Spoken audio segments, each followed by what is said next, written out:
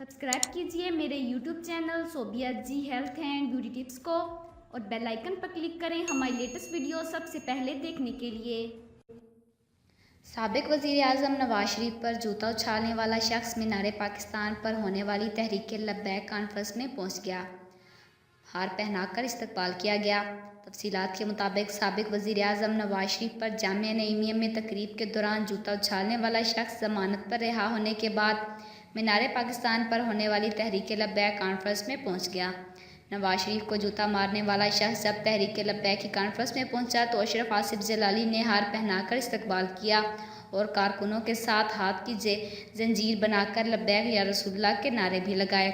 याद रहे कि साबिक वज़ीर आज़म नवाज शरीफ पर जामिया नईमिया में तकरीब के दौरान जूता उछाला गया था, जिसके बाद जूता उछालने वाला शख्स को गिरफ्तार कर लिया गया।